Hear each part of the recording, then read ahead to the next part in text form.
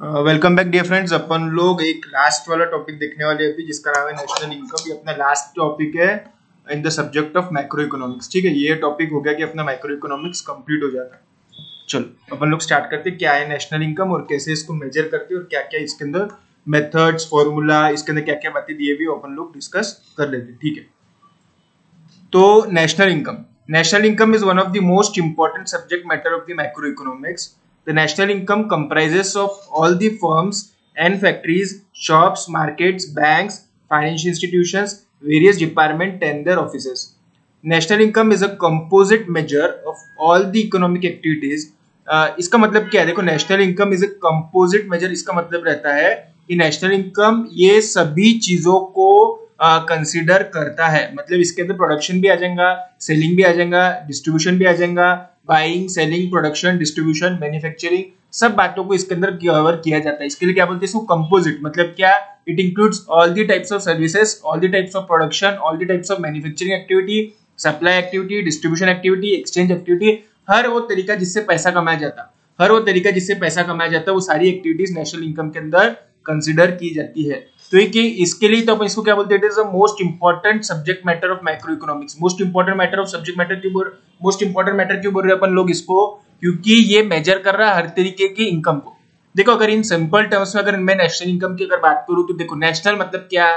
देश की इनकम क्या है? देश खुद कमाने जाता क्या? नहीं। देश की इनकम मतलब देश के अंदर रहने वाले 130 करोड़ लोगों की इनकम। समझ में आ रहा है क्या?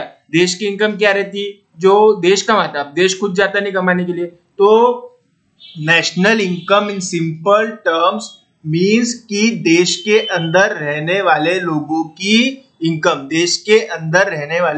इनकम, अब इनकम कैसे कैसे कमाया जाता? अगर कोई ट्रेडर है तो गुड्स सेल करके कमाएगा, अगर कोई डॉक्टर है तो सर्विसेज रेंडर करके कमाएगा, अगर कोई सीए है तो सर्विसेज रेंडर करके कमाएगा, अगर कोई फैक्ट्री है तो मैन्युफैक्चरिंग करके कमाएगा, अगर कोई फॉरेन एक्सचेंज ब्रोकर है तो कमीशन के थ्रू कमाएगा, एयरलाइन ऑपरेटर है तो एयरलाइन की सर्विसेज देके कमाएगा। मतलब हर एक व्यक्ति अपना अलग अलग तरीके से काम करता है। May be production, may be distribution, may be buying, may be selling, may be exchanges of any types of services. मतलब क्या हो गया यहाँ पे? नेशनल इनकम के अंदर आपके हर वो जरिया आता है जिससे आप क्या कमाते हो? इनकम। और ये बात याद रखना कि नेशनल इनकम मतलब क्या? देश की इनकम मतलब क्या? देशवासियों की इनकम मतलब क्या? कि देश के अंदर रहने वाले 130 करोड़ लोगों की income is termed as national income. अब वो अलग अलग जरिए है इनकम कमाने के। कोई बेच के कमाता गुड्स एंड सर्विस, कोई गुड्स बेच के कमाता, कोई सर्विसेज रेंडर करके कमाता, कोई कमीशन के थ्रू कमाता। जैसे ऑर्डर दिया है, वो क्या करता? एक बिचौलिया का काम करता, वो कमीशन कमाता। ठीक है, दलाली जिसको अपन लोग बोलते। ट्रेडर है, ट्रेडिंग करके कमाता। मैन्युफैक्चर है, फैक्ट्री वाला, मैन्युफैक्चरिंग करके कमाता। तो प्रोडक्शन, डिस्ट्रीब्यूशन, एक्सचेंज, कंजप्शन, ये सब क्या है? ये सब जरिया है पैसा कमाने के।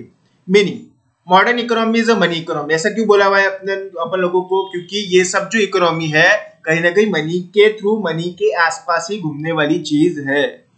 ठीक है, hence national income of a country is expressed in terms of money, in terms of rupees. आपकी इनकम किस में बताते हैं आप? 1 करोड़ रुपए है ना, 10 लाख है, 10 लाख रुपए, 20 लाख रुपए, 30 लाख रुपए। In terms of rupee you are measuring the income. तो total income of a nation is called as the national income. बहुत ही इंपॉर्टेंट बात यह है कि total income of a nation is called its national income. Total income is known as the national income. ठीक है, आगे अपन लोग देखते हैं। ये एक इंपॉर्टेंट लाइन है, आप लोग अंडरलाइन कर लो। In real terms the national income is the flow of goods and services produced in an economy during the year. देखो, दो तरीके से कोई भी चीजों का मेजरमेंट होता है, इन मॉनेटरी टर्म्स और एक इन रियल टर्म्स। ठीक है, आप बोल सकते हैं जैसे आपकी गुड्स बेच के आप लोग सपोज इनकम कमाते, तो आप बोल सकते हैं आपने 10 लाख रुपीज से आपकी इनकम है। आप क्या बोल सकते हैं? 10 लाख रुपीज आपकी इनकम है। कैसे कमाते हैं आप लोग? गुड्स बेच के। या फिर आप बोल सकते हैं कि मैंने 25 लाख गुड्स को बेचा है। ठीक है, तो मैं क्या बोल सकता? Either in terms of money. मैं मेरी इनकम क्या बता सकता? Either in terms of money या फिर इन terms of goods and services I have sold. तो बात ऐसी है कि आपकी इनकम क्या रह सकती? 10 लाख रुपए प्रॉफिट, ये भी इनकम बोलते आता। या फिर इन terms of goods 25 lakh goods बेचे हैं। समझ में आ रहा है क्या? 25 लाख गुड्स बेचे हैं। तो इन टर्म्स ऑफ गुड्स जब बोलते तो अपन उसको क्या बोलते हैं? Real income. और इन मॉनेटरी टर्म्स अपन क्या बोलते हैं उसको? Nominal income. In nominal income मतलब क्या? In terms of money. और in terms of goods and services क्या रहता है? Real income. वैसे ही बात यह है कि total income in monetary terms वो तो है, उसको अपन क्या बोलेंगे? National income. लेकिन नेशनल इनकम को रियल टर्म से बोले तो कितने गुड्स एंड सर्विसेज आपके कंट्री के अंदर बनाए हुए हैं। समझ में आ रहा है क्या? एक इंडिया के अंदर आप लोगों ने कितने गुड्स एंड सर्विसेज बनाए, इसको क्या बोलेंगे आप? इंडिया की national income in terms of goods and services. जैसे भारत की इनकम बोलूं मैं, अगर इन टर्म्स ऑफ रुपीज बोलूं 1 लाख करोड़, इन टर्म्स ऑफ गुड्स बोलूं तो 20 लाख। समझ में आ रहा क्या? तो बात ऐसी है, रियल नेशनल इनकम और एक नेशनल इनकम। नेशनल इनकम कायम एक्सप्रेस जेती इन terms of money, national income कायम एक्सप्रेस जेती इन टर्म्स ऑफ मनी, और रियल नेशनल इनकम कायम एक्सप्रेस जेती इन terms of goods and services. ज्यादा इंपॉर्टेंट क्या है? ज्यादा इंपॉर्टेंट है real national income. National income is the flow of goods and services produced in an economy during the year. Flow मतलब आपने कितने goods and services बनाए और बेचे। Flow stagnant नहीं, स्टॉक जो रहता है वो stagnant हो जाता। Flow मतलब बनाया और आगे उसको बेच दिया। Following are the some of the important definition of national income। ये तो सब ऊपर वाली बातें हो गई, अब यहाँ से एक्चुअल स्टार्ट हो रहा है। ठीक है। National Income Committee NIC। The National Income Committee was appointed by the Government of India in August 1949 after independence with Professor P.C. Mahalobos, ठीक है, as chairman and Professor D.R. Gadgil, Professor V.K.R.V. Rao as its members। Mahalanobis क्या है? ये महालानोबिस ये इसके chairman थे, ये professor D R Gadgil उसके मेंबर थे, V.K.R.V. राव ये क्या थे? ये उनके मेंबर थे। सर आपको ये पढ़ना पड़ता क्या? इसको काट डालो, ये कुछ काम का नहीं है, सिर्फ आपके लिए इंफॉर्मेशन था। ठीक है। हाँ, अकॉर्डिंग टू NIC। अब ये चीज पूरी काम की है, ये बहुत ही ज्यादा काम की है। हाँ चलो। National estimate according to NIC मतलब नेशनल इनकम कमिटी क्या बोलता था? National estimate measures the volume of commodities and services. Commodity मतलब क्या? गुड्स। वॉल्यूम मतलब quantity of goods and services turn out during a given period counted without duplication. कितने goods and services आपने turn out मतलब बनाए हैं, कितने goods and services आपने बनाए विदाउट डुप्लीकेशन। अब विदाउट डुप्लीकेशन का मैटर क्या रहता है मैं आप लोगों को बता रहा। आपको मालूम है जैसे ब्रेड रहता, ब्रेड कैसे बनता? मैदे से। तो जब आप यहाँ पे गुड्स एंड सर्विसेज को काउंट कर रहे तो आपको मैदा काउंट अगर आप कर रहे तो ब्रेड को काउंट करना नहीं है, या फिर अगर ब्रेड को काउंट कर रहे तो मैदा को काउंट करना नहीं है। कोई भी गुड्स को एक ही बार काउंट कर रहे, जैसे कपड़े को अगर काउंट कर रहे तो उसको लगने वाले यान को काउंट करने की आवश्यकता नहीं है, हर चीज को एक ही बार काउंट करने का है। National estimate measures the volume of commodities and services turned out मतलब बन के बेचने के लिए तैयार है, turned out during the given period counted without duplication. ठीक है। तो नेशनल इनकम कमिटी क्या बोल रही है कि national estimate measures the volume मतलब क्वांटिटी, कमोडिटीज मतलब goods and services turned out during the given period of time without any type of duplication. कितने गुड्स एंड सर्विसेज आप लोगों ने बनाए हुए हैं during given period of time. अपना गिवन पीरियड ऑफ टाइम क्या है? 1 साल। ठीक है, अपन 1 साल के अंदर कितने गुड्स एंड सर्विसेज बनाए हुए हैं। प्रोफेसर ACP को ये क्या बोलता? नेशनल डिविडेंड, डिविडेंड मतलब क्या? Income, is that part of objective income of the community including of course income derive from abroad which can be measured in terms of money. समझ में आ रहा है कि क्या बोल रहा है ये? कि आप लोगों ने कितना पैसा कमाया है। लेकिन एक बात इसमें बहुत अच्छी इंक्लूड क्या कर दी मालूम है? Including of course income derive from abroad which can be measured in terms of money। जैसे मैं इंडिया में रहता, मेरा एक घर कहाँ है पता है क्या? US में। US के इनकम से, US का जो घर है उससे मुझे क्या आता हर साल? उससे मुझे आता रेंट। तो मैं रहता कहाँ? लेकिन इंडिया में। तो वो वाली इनकम भी मेरी इसके अंदर एड अप होनी चाहिए। मेरी इनकम मतलब देश की इनकम में वो ऐड होना चाहिए। जैसे US में मैंने शेयर खरीदा, उससे मुझे डिविडेंड मिलता, वो फिर मैं यहाँ पे लाता, ये भी काय में आ जाएगा मेरे नेशनल इनकम में और मेरे इनकम में भी। मतलब क्या करा एसीपीगो ने एनआईसी के इनकम के अंदर वो इनकम जो बाहर से आप लोग यहाँ पे कमा के ला रहे है वो भी इंक्लूड करी है। फॉरेन से गिफ्ट मिला, फॉरेन से डोनेशन मिला, फॉरेन से इनकम मिला, डिविडेंड मिला, इंटरेस्ट मिला, कैपिटल गेन्स हुआ, रेंट मिला, एनी टाइप ऑफ इनकम जो फॉरेन से आप लोगों को मिल रही है वो भी इंक्लूड करने का बोला। किसने? प्रोफेसर एसीपीगो ने बोला है कि वो फॉरेन से मिलने वाली इनकम भी इंक्लूड करना है। Professor Irving Fisher, national dividend और income consists solely of services as received by the ultimate consumers, whether from their material or from their human environment। Professor Edwin Fisher और भी ज्यादा आगे चले गए। नेशनल इनकम मतलब क्या बोले? कंसिस्ट सोली मतलब सिर्फ, ठीक है। हर एक का अपना अलग मतांतर है, समझ में आ रहा है कि हर एक का अपना ऑब्जेक्टिव अलग है बताने का, ठीक है। नेशनल इनकम और income consist of solely of services as received by the ultimate consumer. Ultimate consumer मतलब कौन? अल्टीमेट कंज्यूमर मतलब वो व्यक्ति जो अल्टीमेटली उसको खाता है, जो उसको कंज्यूम करता है। समझ में आ रहा है कि कंज्यूमर और कस्टमर में फर्क रहता है। जैसे होलसेलर के लिए ट्रेडर एक कस्टमर है लेकिन कंज्यूमर नहीं है। ट्रेडर के लिए कस्टमर कौन रहेगा? जो लोग वो गुड्स एंड सर्विसेज कंज्यूम कर रहे हैं मतलब खा रहे हैं, वेदर फ्रॉम देयर मटेरियल और फ्रॉम देयर ह्यूमन एनवायरमेंट। समझ में आ रहा क्या? ह्यूमन एनवायरमेंट से क्या मिलता है आप लोगों को? जैसे सोलर एनर्जी, ठीक है, जैसे विंड एनर्जी, ठीक है, जैसे मेटल्स, ये सब बातें भी आती है।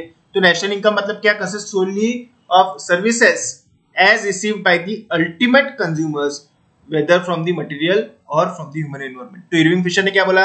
अल्टीमेट कस्टमर को जो मिल रहा है बोले वही चीज नेशनल इनकम में लेना चाहिए। क्यों? टू अवॉइड डुप्लीकेशन, ठीक है।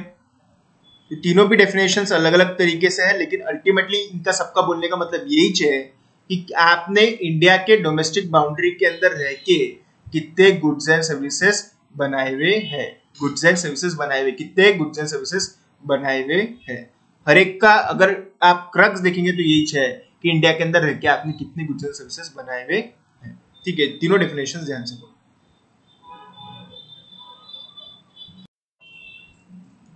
तो अपन लोग कहाँ थे? नेशनल इनकम के अंदर। तो नेशनल इनकम को अगर मैं इन सिंपल टर्म्स अगर सब चीजों को वाइंड अप करूँ, सारी डेफिनेशन का एक आपको अगर मैं क्रक्स बताओ तो कैसा रहेगा कि आपकी जो डोमेस्टिक कंट्री है, डोमेस्टिक कंट्री की जो बाउंड्रीज होती है वो बाउंड्री के अंदर आपने प्रोड्यूस किए हुए गुड्स एंड सर्विसेज, क्या बोला मैंने? Goods and services produced with in the domestic boundary. जैसे ये इंडिया है, इंडिया के डोमेस्टिक बाउंड्री के अंदर बनाए हुए गुड्स एंड सर्विसेज। इंडिया के डोमेस्टिक बाउंड्री के अंदर बनाए हुए गुड्स एंड सर्विसेज मतलब क्या?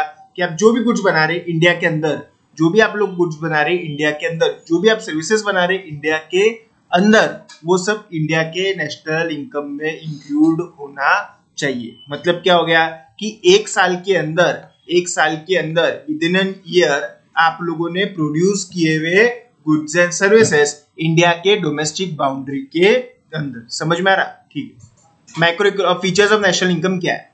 National income represents income of the economy as a whole rather than that of individual, hence it is a micro नहीं MACRO मैक्रो इकोनॉमिक कंसेप्ट। क्या बोल रहा है? ये एक व्यक्ति की इनकम नहीं है, ये पूरे देश के अंदर रहने वाले सभी लोगों की इनकम है, ठीक है।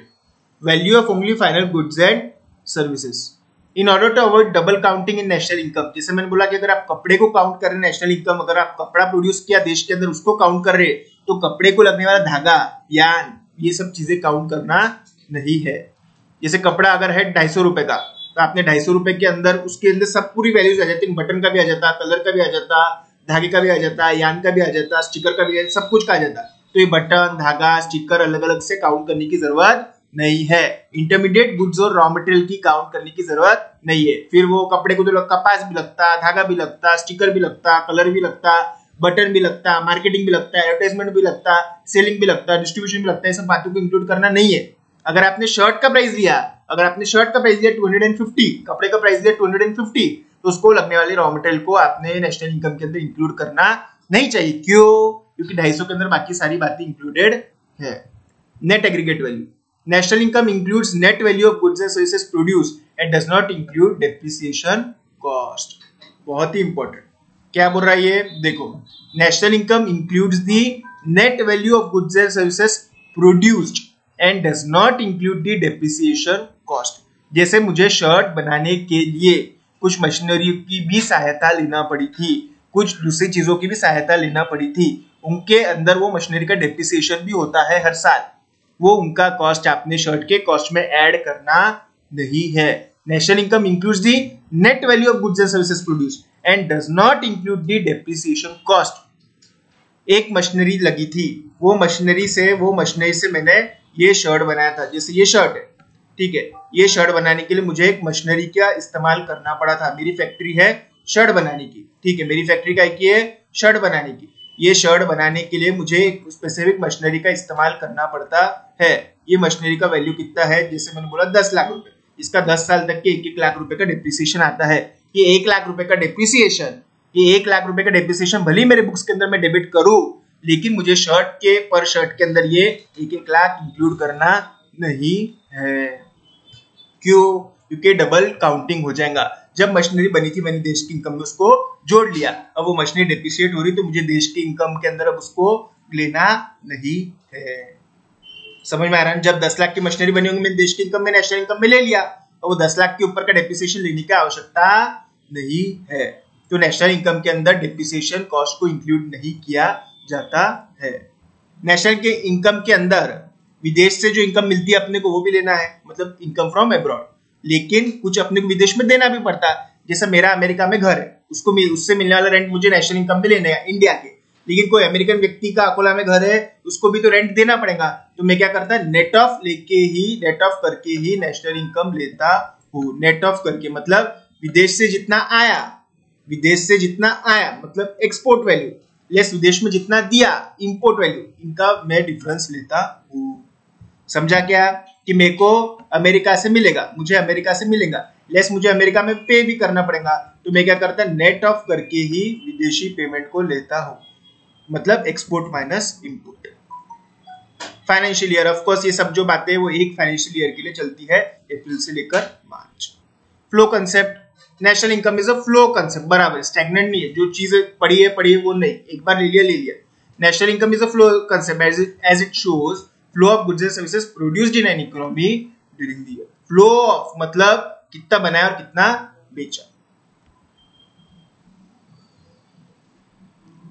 Money value, national income is always expressed in terms of money.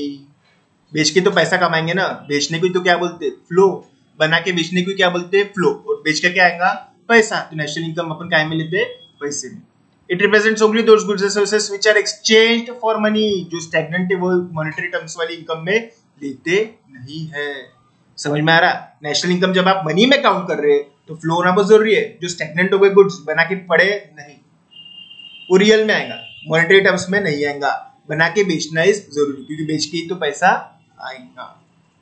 ठीक है, तो क्या क्या फीचर्स है, एक तो मैक्रो मतलब सबके लिए, value of only final goods and services, duplication नहीं करना है। नेट एग्रीगेट वैल्यू, डेप्रिसिएशन के कॉस्ट को कंसीडर नहीं करने का है फाइनल गुड्स एंड सर्विसेज के कॉस्ट में। नेट इनकम फ्रॉम अब्रॉड मतलब एक्सपोर्ट माइनस इंपोर्ट लेने का है। फाइनेंशियल ईयर मतलब 1 साल के लिए। फ्लो कंसेप्ट मतलब स्टैग्नेंट चीजों को लेना नहीं है। मॉनेटरी वैल्यू मतलब आप सब चीजों को इन टर्म्स ऑफ रुपीस बताते हो। ठीक है, तो नेशनल इनकम मतलब क्या, देश की इनकम। देश की इनकम मतलब क्या, देश के अंदर लोगों ने कितना पैसा कमाया हुआ है, कैसे गुड्स एंड सर्विसेज बेचने से। समझ में आ रहा क्या? और इसके अंदर क्लैरिटी आएंगी जैसे जैसे आप और इसके बारे में पढ़ेंगे। Have a great day.